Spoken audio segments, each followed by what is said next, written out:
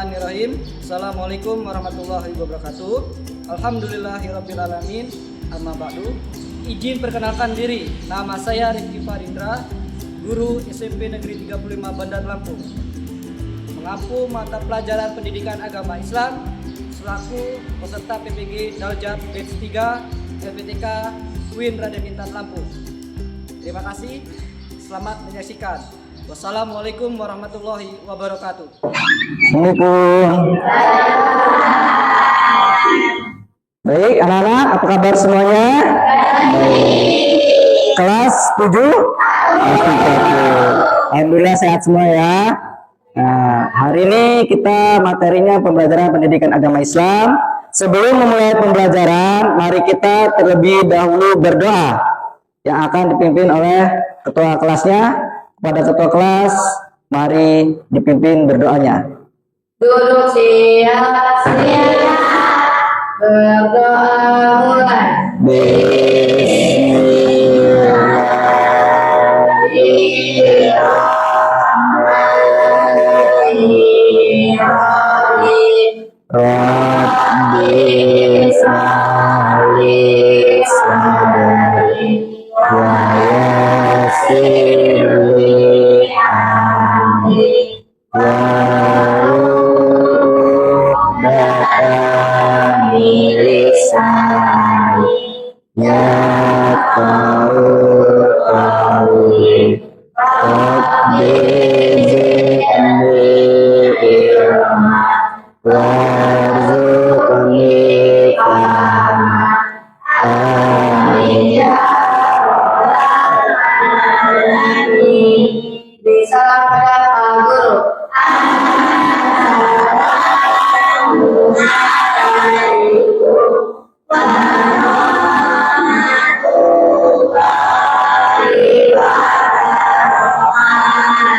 Waalaikumsalam warahmatullahi wabarakatuh.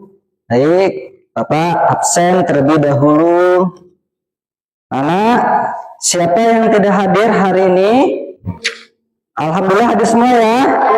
Alhamdulillah hadir semua. Baik. Pertama di sini yang akan Bapak ambil yaitu judulnya, bisa kalian perhatikan di papan tulis, yaitu kita bab 1, Al-Quran dan Hadis sebagai pedoman hidup. Dalam Islam, ini yang harus kita hormati, yang kita cintai, yaitu cinta dengan Al-Quran. Kitabullah itu kalamullah Al-Quran. Sebagai umat muslim yang harus kita pahami bagaimana hadis-hadisnya dan sunnah-sunnahnya menjadi pendukung penjelasan di kandungan ayat suci Al-Quran. Kemudian sudah dijelaskan dalam Quran surat An-Nisa halaman 4 ayat 59 yang berbunyi, Bismillahirrahmanirrahim. Ya ayyuhalladzina amanu atiullaha wa atiur rasul wa ulil amri minkum fa inna tanazza'tum fi syai'in faruddu ila Allah wa rasul in kuntum tu'minuna billahi wal yawmil akhir dzalika khairu wa ahsanu ta'wil. Artinya, wahai orang-orang yang beriman, taatilah Allah dan taati Rasul dan ulil amri, kekuasaan, pemegang kekuasaan di antara kamu. Kemudian jika kamu berada pendapat tentang suatu, maka kembalikanlah kepada Allah Subhanahu wa taala. Nah, dan Rasulnya itu sunnahnya. Jika kamu beriman kepada Allah dan hari kemudian, yang demikian itu lebih utama bagimu dan lebih baik akibatnya. Maksudnya, sebelum kita mempelajari Al-Quran, ingat pesannya, yaitu atiullah wa atiur rasul, taatilah Allah dulu dan taati Rasul. Apa perintahnya? Jalankanlah perintahnya dan jauhi larangannya. Yang pertama, yang kita jalan perintahnya itu sholat 5 waktu, sholat wajib, baru nanti sunnahnya yang kita kerjakan. Dan kebalikannya, yang dilarang Allah itu yang sudah ada hadisnya, sudah dijelaskan kalau yang melarang itu hukumnya haram, memabuk-mabukkan, judi, dan lain-lain. Makanya di sini sudah dijelaskan dalam surah An-Nisa, atiullah wa atiur rasul wa ulil amri minkum, berimanlah dan taatilah Allah dan taati Rasul, apapun perintahnya yang mereka sudah di antara kamu tentang suatu, maka kembali kepada Allah. Ya, baik. Itu penjelasan dari Quran Sunnah. Kandungannya begini. Keharusan bagi setiap mukmin dan muslim taat kepada Allah dan Rasul, pemimpin. Kalau pemimpin kita bagus, insya Allah semuanya kan bagus. Tapi kalau pemimpin kita akan rusak, hancur semuanya. Dua, ketaatan dan kepatuhan yang dilakukan hendaknya didasari atas keimanan. Harus taat dan patuh. Sumbernya dari mana, Pak? Al-Quran dan hadis. Hadis itu sebagai pelengkap sunnahnya. Tiga, keharusan mentaati pemimpin yang benar, yakni pemimpin yang perintah dan tindakannya tidak bertentangan dengan nilai-nilai yang terkandung dalam Quran hadis. Kalau sudah bertentangan, berarti mereka melanggar. Bukan hukumnya lagi. Pemimpin yang benar harus menaati perintah. Terakhir, poin keempat, selama pemimpin pemerintah kebenaran, wajib hukumnya untuk ditaati. Berarti hukumnya sudah wajib dan dipenuhi. Begitu pula sebaliknya. Kalau kita tidak taat pada pemerintah, kebenaran juga dipalsukan. Semuanya akan hancur dan tidak berguna bagi kita. Lanjut. Kandungan surat An-Nahl halaman 16.2 ayat 64. Bismillahirrahmanirrahim. Kita perhatikan bunyinya. Wa ma anzalna 'alaikal kitaba illa litubayyana lahumul ladzina ikhtalafu fihi hudan wa rahmatan lil qaumi yu'minun. Artinya, dan kami tidak menurunkan kitab Al-Quran ini kepadamu Nabi Muhammad SAW, melainkan agar engkau dapat menjelaskan kepada mereka apa yang mereka perselisihkan, serta menjadi petunjuk dan rahmat bagi orang-orang beriman. Inilah Al-Quran sebagai rahmatnya untuk dalam petunjuk umat muslim, pedoman hidup. Seperti contoh rumah, kita bangun rumah itu ada pondasinya. Kalau tidak ada pondasi, rumah itu akan rubuh. Begitu pula iman kita, kalau tidak ada pondasinya, yaitu apa? Sholat. Ya, sholat itu sebagai pondasi, kemudian dilengkapi dengan membaca Al-Quran untuk penenang hati kita berzikir, pedoman hidup umat muslim. Kalau tidak pondasi rumah itu rubuh, maka iman kita juga tidak ada, akan hancur atau runtuh. Ini penjelasan dalam Quran surat An-Nahl. Ya, baik. Next, selanjutnya yaitu kandungannya. Ada 4 poin kandungan. Pertama, sebagai dasar pedoman yang dapat membuka pikiran untuk dapat menilai kebenaran atas bimbingan wahyunya. 2, sebagai pembimbing sekaligus dapat membedakan persoalan yang diragukan sehingga umat dapat melihat kebenaran dan kebatilan. 3, sebagai petunjuk yang dapat membimbing umat manusia menuju jalan kebenaran sehingga terhindar dari kesesatan. 4, sebagai rahmat bagi orang yang beriman. Poin pertama, contohnya dasar pedoman untuk membuka pikiran.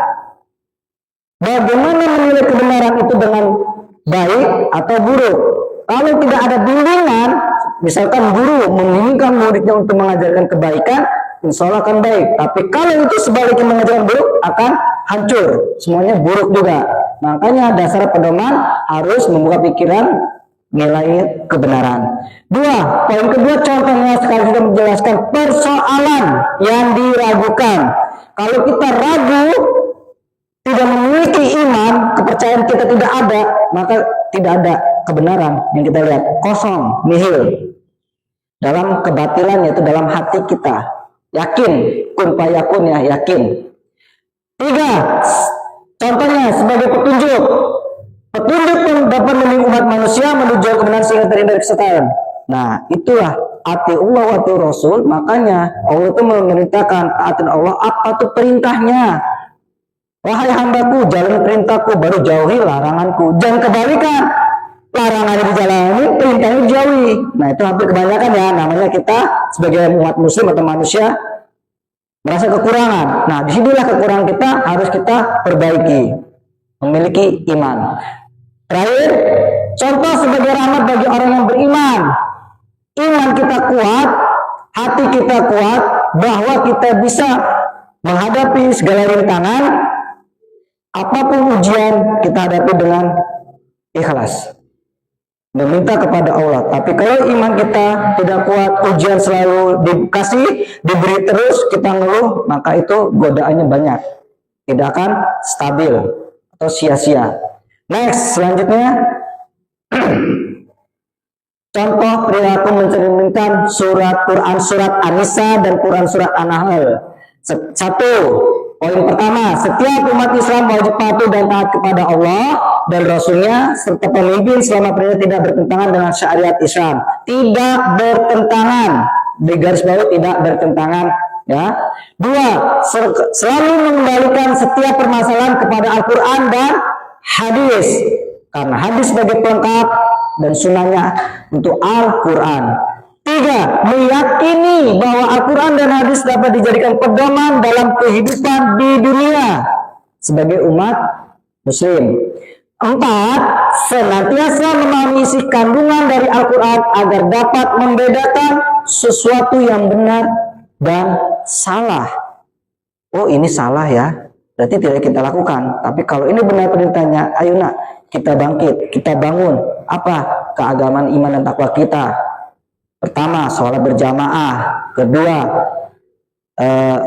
perkataan kita, tingkah laku kita sopan santun. Nah, ucapan kita dijaga lisan. Nah, itu akan semua nanti sesuai dengan isi kandungan ayat Al-Quran. Mengapa? Semua dengan kegiatan itu insya Allah kita dapat ilmunya dan berkahnya. Nah, dalam lanjut, yaitu pengertian hadis. Nah, tadi kan Al-Quran hadis secara bahasa yaitu al-jadid, yang artinya sesuatu yang baru. Menurut para ahli hadis, merupakan segala perkataan, sabda, perbuatan, hal-hal ihwal, kejadian, peristiwa, masalah, dan ketetapan lainnya yang disandarkan kepada Nabi Muhammad SAW.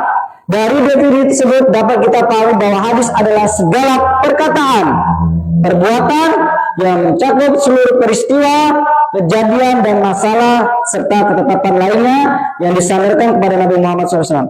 Perbuatan, peristiwa, apa tuh? Gempa bumi, kejadiannya ya, banjir di mana-mana itu. Nah, didefinisikan dalam bahwa hadis segala perkataan perbuatan itu seluruh peristiwa yang ada di kehidupan kita. Bentuk hadis ada tiga. Hadis qauli, hadis yang berisi tentang segala perkataan Nabi Muhammad SAW berupa tuntunan dan petunjuk, syara, peristiwa, dan kisah-kisah baik yang berkata dengan aspek akidah serta akhlak. Kedua, hadis fi'il, hadis yang berisi tentang segala perbuatan Rasulullah SAW yang pada saat itu menjadi panutan para sahabat-sahabatnya. Tiga, hadis takriri, hadis yang berupa ketetapan Nabi Muhammad SAW terhadap apa yang datang atau yang dikemukakan oleh para sahabatnya, dan selanjutnya beliau membiarkan atau mendiamkan perbuatan tersebut. Jadi jangan mencampuri dengan yang sudah ditetapkan hadis-hadis tersebut, karena ada hadis qauli, hadis fi'li, hadis takriri. Kualitasnya yang menentukan ini ketetapannya benar atau tidak. Hadis sahih, ya mungkin hadisnya sudah pas ya, bahasanya ya bagus, berarti yang sehat, yang selamat, yang benar, yang sah dan yang sempurna, namanya sahih. Punya hadis sudah sahih. Hadis hasan merupakan hadis yang mirip dengan sahih, yaitu hadis diriwayatkan oleh perawi yang adil, berarti hasan ini adil, keadilan. Hadis dhaif secara bahasa hadis yang lemah, yang sakit atau yang tidak kuat. Nah, kalau dhaif misalnya perkataan ini, oh ini nih kurang baik, kurang yakin, berarti hadisnya lemah. Menurut di sini hadis dhaif ini yang kurang kuat, kurang sah untuk meyakinkan bahwa hukum-hukumnya ini. Tapi yang sempurna ada sahih, hasan itu adil. Nanti kembali kemana? Contohnya. Baik, lanjut. Fungsinya. Fungsi hadis. A. Bayan takrir, memperjelas isi Al-Quran. Apa isi kandungan Al-Quran? Misalkannya seperti itu. 2. Bayan tafsir. B. Menafsirkan isi Al-Quran, yang memberikan terhadap ayat-ayat Al-Quran makna samar merinci. Ayat maknanya masih bersifat umum, universal, umum ya, menyeluruh. C. Bayan tasri, memberikan kepastian hukum. Hadis yang berfungsi memberi kepastian hukumnya yang tidak dijelaskan dalam Al-Quran. B. Bayan tabdil, membatalkan atau cancel, tidak diterima labasnya. Hadis yang berfungsi membatalkan ketentuan lama diganti dengan ketentuan yang baru. Kemudian itu dari penjelasan Al-Quran dan sunnah hadis sebagai pedoman hidup. Nah, kalau tidak ada hadis, Al-Quran tidak akan kuat. Ya, hadis itu sebagai pelengkap Al-Quran.